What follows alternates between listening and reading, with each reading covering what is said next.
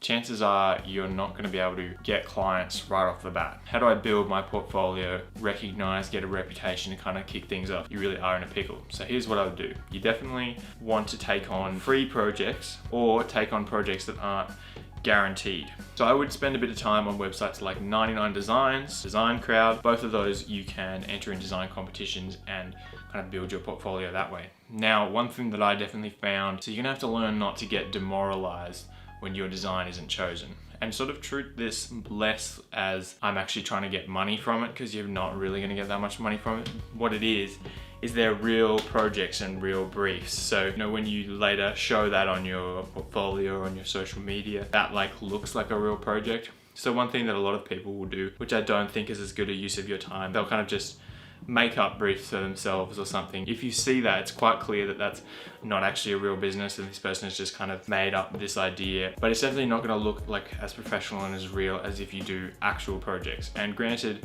you're not kind of going to get that experience one-on-one with a client, but they will have real constraints, like you need to include this in the logo. The logo needs to have kind of this vague style, so you will get some experience working to a brief, which is really important starting out. It's easy to just kind of make whatever you want to make, and that's really not what design is about. It's about making things to a brief and recognizing the problems and the needs and catering to that. So you're going to get more experience doing that on websites like the aforementioned. Another option here, this is not what I did personally, but you can also go to websites like Fiverr, like Upwork, freelance websites, and you could set your fee for the design really, really low so that you get clients to start out. As you go, kind of get it higher. Only thing that I think is a problem there, obviously, people who want a logo for $5, chances are they're going to be difficult to work for and they're going to want something really ugly. So you could get yourself into a pickle there. Starting out, I would definitely not completely dismiss websites like Fiverr and Upwork. Last thing that I would also do, I haven't done this personally either.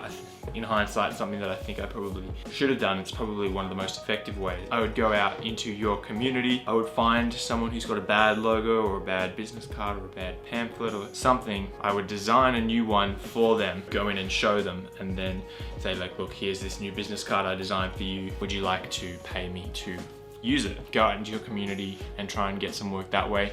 Definitely family and friends is another really good way to start getting work. So if you've got family or friends who are starting up a business or a side venture or something and they need a logo, offer to do it for them for free or for almost nothing if you're starting out. Then if you do a really good job on that, they'll tell other people about it. I would definitely put the word out that you are doing graphic design. If they're not sort of aware that this is something that you're going to do, then they're not going to be able to throw your name in the mix if they know anyone who needs graphic design. Be open to your friends and family about the fact that you're doing graphic design and sort of let them know on social media or something maybe, and say, hey, I'm doing graphic design. If anyone needs a logo or a brand identity, whatever it is that you're doing in particular, feel free to reach out for me. Another thing you can do too is find people, influencers, social media and such, and offer to do work for them for free to get exposure. There are a lot of different ways, but essentially what it boils down to at the beginning is you're going to have to work for not very much in order to kind of build up that body of work before you have the trust and the reputation to start charging properly for your work. If you're younger and you don't have to pay your way, then that's obviously fine. But if you're a little bit older, then you're probably going to want to get a part-time job and kind of balance the two, because at this point you're not going to be making any money.